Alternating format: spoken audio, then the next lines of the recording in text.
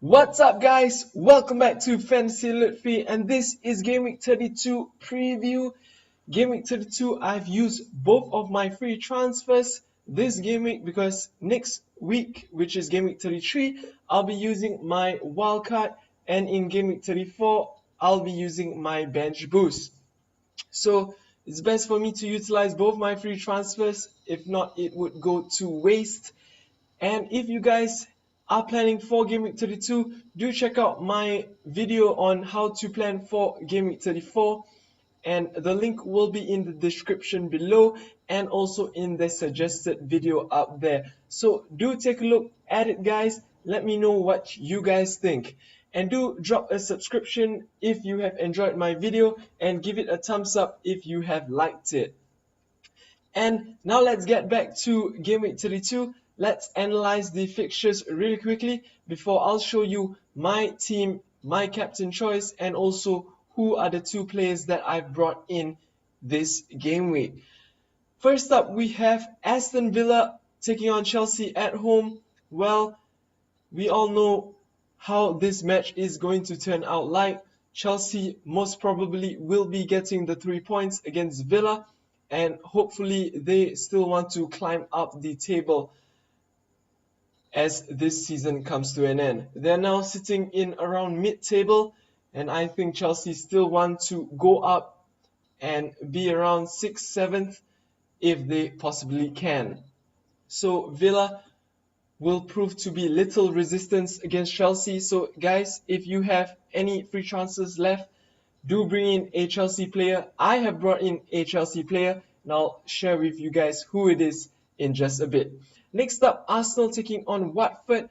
Well, I think Arsenal, even though they have screwed up a little, now they are like 6 points behind Spurs, 11 points behind Leicester.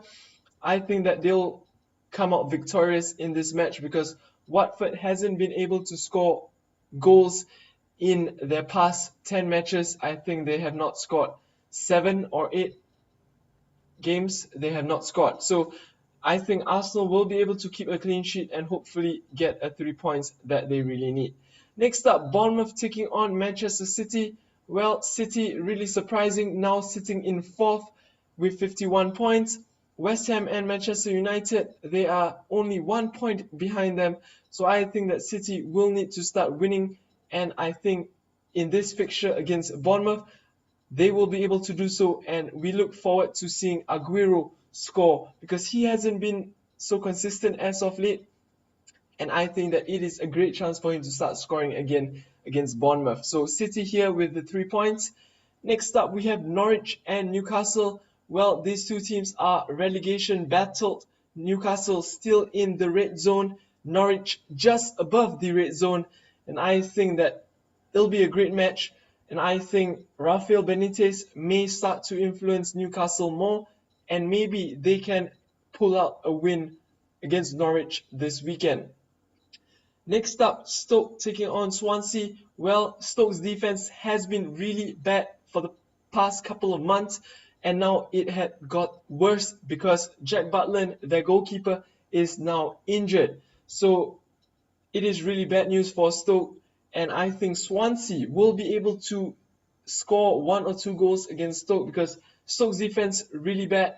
And I think that unless Stoke can outscore Swansea, they won't be able to get the 3 points. So if you guys have Gylfi Sigurdsson, well, do remember to play him because I think that he is really vital in Swansea's team right now. Moving on to Sunderland and West Bromwich Albion. Sunderland in the red zone, West Bromwich Albion in mid-table, but I think that West Brom would be able to get 3 points against Sunderland. But you never know what will happen with Jermaine Defoe and Khazri. They are two great players. And if they are on form that day, West Brom may have some problems to deal with. Next up, West Ham taking on Crystal Palace. Well, Crystal Palace hasn't been great as of late. West Ham, on the other hand, the total opposite, sitting now in 5th in the Premier League table. Dimitri Payet, Lanzini is now back. They should be able to get 3 points against Crystal Palace this week. Next up, Liverpool taking on Spurs. Well, the big question is, will Kane continue to score? Spurs really need to win to keep their title hopes alive, and I think against Liverpool, they will be able to get 3 points. This is because Liverpool have been pretty bad when they are in the lead. A couple of fortnight ago, against Southampton, they were leading 2-0. But I don't know how, but they managed to screw it up so badly until Southampton was able to score 3 and win the match 3-2. So I think Spurs would be able to score some goals and actually prevent Liverpool from outscoring them. Therefore, I see that Spurs will get the win at Anfield. Next up, Leicester, the league leaders taking on Southampton. Well, Southampton should be on a high after turning that match around against Liverpool. And as you guys know, Leicester hasn't been scoring much. They have been winning by a score of 1-0 against their opponents for the past few matches. But it has proved to be enough. They have only just edged their opponents with proper defense and by scoring just that one goal. And I think that they will be able to do so again this weekend at home at the King Power Stadium. Look forward to Riyad Mahrez, Jamie Vardy to do some damage against the Southampton defense. Lastly, it is Manchester United taking on Everton at the Old Trafford. Everton really bad as of late, but if they were to start turning their season around, the last part of this season around, it is a great time to get a win against Manchester United, and that will really give them confidence going into the double game weeks. In Game Week 33, in Game Week 34, and also Game Week 37, they have double game weeks. So they have that in mind. They should be able to catch up on points in the table.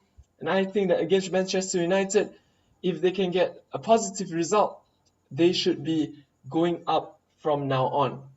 Manchester United, on the other hand, a great chance for them to get into the top 4 in the Premier League this season. They are chasing the Champions League spot now that they're out of the Europa League.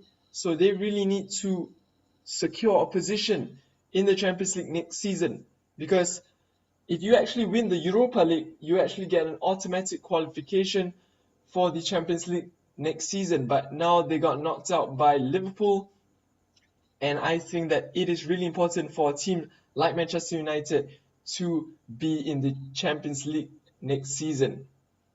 And now let's move on, and I'll show you guys my team and who I've captained this weekend, and also my 2 free transfers, who did I use them for.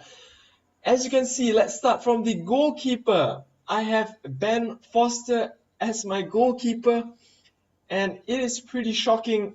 I couldn't believe that I actually made this decision to bring in Ben Foster, but this was because he was a decent choice comparing the statistics, and I see that for a goalkeeper to be in a team like West Bromwich Albion, he is pretty decent.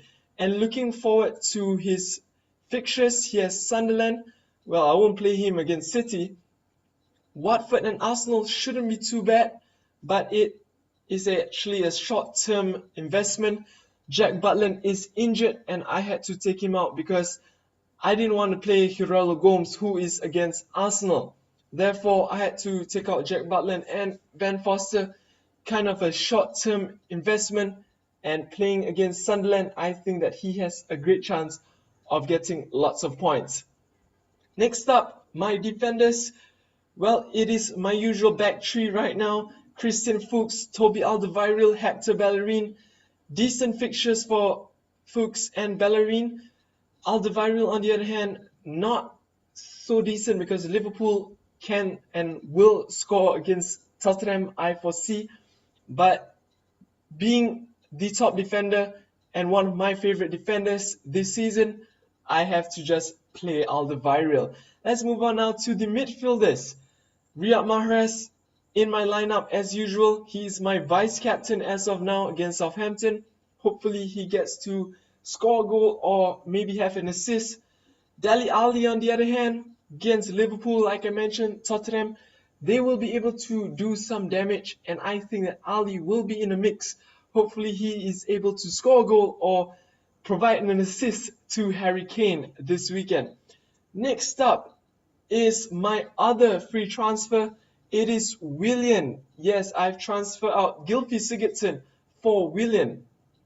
I actually wanted to take out Ross Barkley, but I'm going to be using Barkley in Game Week 33 and 34, so it wouldn't make sense for me to sell Barkley and buy him back at a loss. So I thought of taking out Gylfi Sigurdsson, as I will be taking him out next week either way. So I think, why not try a Chelsea player against Aston Villa? And my other midfielder is Dimitri Payet. Hopefully he gets to do his magic against Crystal Palace. I beg your pardon there. And I think that he'll be a great player in this match. And my strikers, well, it is my usual front three: Jamie Vardy, Harry Kane, and also Sergio Aguero. And as you can see, Sergio Aguero is my captain as of now. He has been really disappointing for the past couple of weeks, as you can see, against Norwich and Manchester United, only 2 points there. But against Aston Villa, he got 11 points. Hopefully against a team like Bournemouth, he'll be able to get lots of points. So that is my team, and that is my captain choice. Who are your captains for Game Week 32? Do let me know in the comment section below. And if you have any feedback on who should be in my team, or should I play Barkley instead of Ali? Because I'm actually thinking maybe I should switch up Barkley for Ali, but then again, he's playing against Manchester United. So do let me know what you guys think. Leave them in the comment section. And if you guys have any questions, do ask me in the comment section. And do give it a thumbs up if you have enjoyed this Game Week preview. And I hope you guys have a great weekend. Hopefully you guys score lots of points. And I'll catch you guys soon. Take care.